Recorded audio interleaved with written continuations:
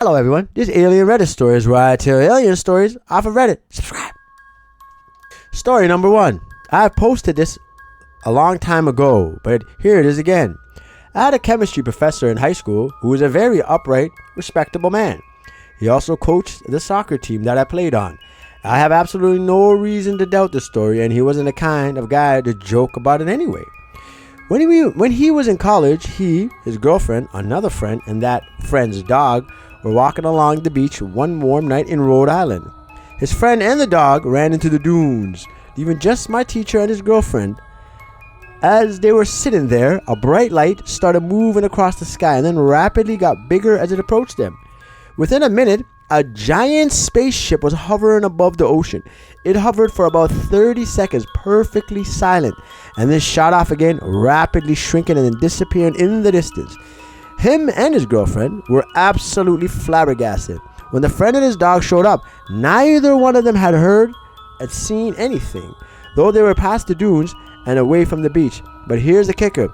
My teacher and his girlfriend went back to their parents' house after and immediately started telling what they saw. His skeptical parents devised a clever solution to prove if the story was true. They brought each of them into a different room, gave them a blank sheet of paper and a pen, and had them independently draw the ship they had seen. They both drew the exact same picture with the same shape and ring of lights around the middle and estimated its width and distance from the shoreline similarly. At this point, telling our class the story, my teacher drew the ship on the whiteboard. He added visual effects, and it was a wide oval with a ring of lights in the middle and a bright light on the bottom. I'm not sure if alien abductions and whatnot are true, but hearing this guy tell this story was impressive. Story number 2. Okay, this one's going to be a little different from a brief glance of it. So here it goes. Although I don't have a traditional abduction story, I was able to make contact with a reptilian species with neon fluorescent skin and the ability to communicate telepathically. As you may have figured out, this is a basic narrative of my brief experience with DMT. That's a hallucinogen type drug.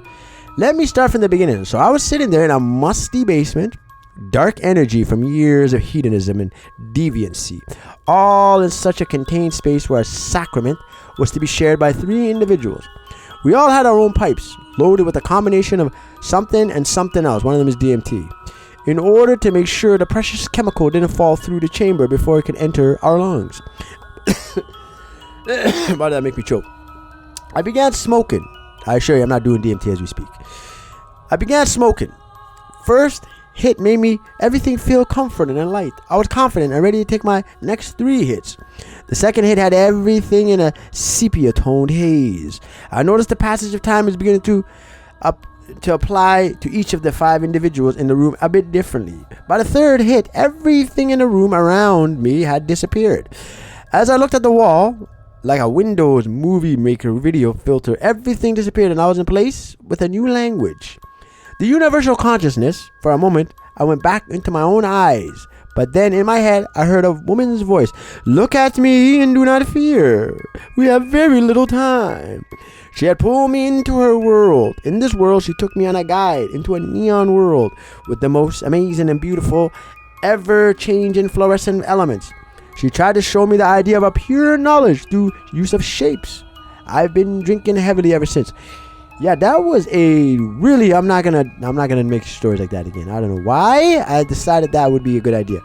But alien Reddit stories, not DMT Reddit stories, alright? Story number 3. Long story short, my father used to own a small Cessna. It's an airplane. He would take us up occasionally for day trips and whatnot. One day we were flying somewhere near Cape Cod, and my friend and I looked down and see something the size of a go-kart hovering above the tree line. It looked like it had a small balloon-shaped front and sort of a tail at the end. We were pretty far away from it, so we just figured it could have been anything. After looking at it for about 20 seconds, it took off in the opposite direction at us going around 200 miles per hour. We still, to this day, have no clue what it was. It could have been government, military, alien, spacecraft, etc. I will never forget that day. Story number 4. Texas UFO. Finally, something I can post on. Something I can never deny simply because of the amount of times I saw it. Austin, Texas, on I-35 in the summertime about 9 years ago. Myself, my dad, and my grandma were driving through Austin, Texas from Arlington on our way to the Rio Grande Valley, South Texas. My dad, who used to make fun of me and my brother for being into ghosts, UFOs, aliens, points towards the middle of downtown Austin and says, "Am I crazy or is that a UFO?" I look to my right and I see your standard silver saucer, angular, not curvy, in the sky jutting from the side of a tall downtown building. Here's where you could easily say marketing event. No, this thing drifts from side to side and in a split second it's completely gone. My hair stood up and I just could not fathom that I was seeing and I had seen. About a minute later, my dad, again, spots it on the opposite side of the I-35. It did the same motions, side to side, disappear. It was absolutely incredible. This thing did that about 9 different times, 7 of which I saw. My dad saw because he's always had impeccable vision. We were going into his direction about halfway to San Marcos, Texas. My grandma has since passed, but she drew exactly what we saw and even drew a small trail behind the UFO. I'm not going to claim an alien or government because I honestly can't testify to what it was. But it was terrifying and amazing. And it has put me in a position that makes me feel awed for having witnessed something I wouldn't die knowing nothing about. One thing to mention, it was in the middle of the day in the summertime, flying in the path of the highway. Whatever it was well aware of the attention it was getting, or meant for that. Exactly. I'm not going to go into detail about my experience because if you have never experienced something that completely contradicts everything you thought to be possible, then you'll never be able to truly believe all these stories of your own. There will always be the part of you that wants to logically dissect the experience and come to the conclusion that it was some type of lucid dream, hallucination, schizophrenia, whatever. You simply have to accept that some things are just unexplainable.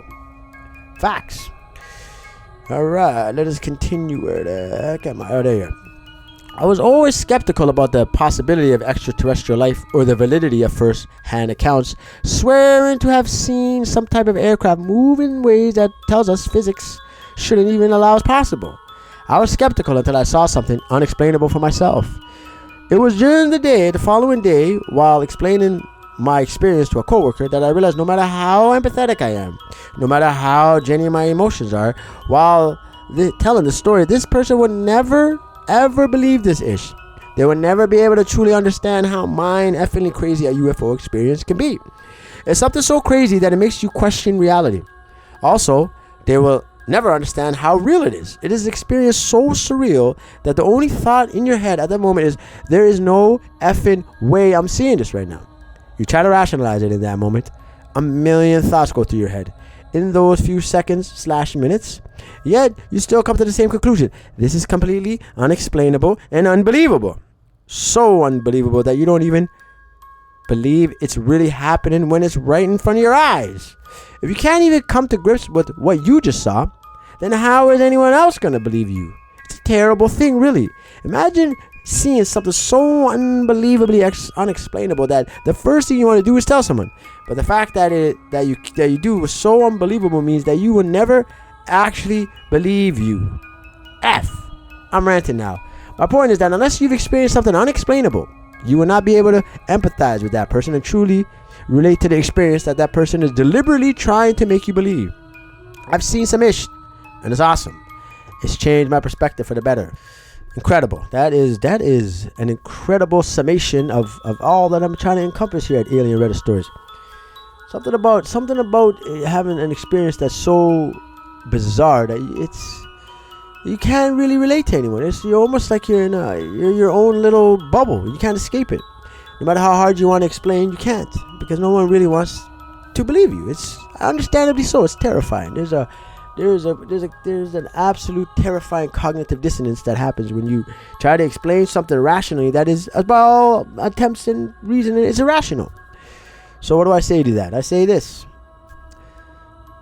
you have to see it yourself. Some things people just never believe, and I understandably so. I used to be one of them, but I believe now, due to my experience, in which I one day will tell you. I promise you that I will tell you what happened. In the meantime, if you made it this far, feel free to hit the subscribe button. It costs you nothing, and maybe leave a like, a comment. A comment would help. Anything of the above. If you don't, it's okay. Don't worry. If you do, God bless you. If you don't worry. If you don't, don't worry. If you don't, just do it. Don't be a don'ter. Be a doer. Do it. Do it. And I'll see you next time on Alien Reddit Story. It will liberate you.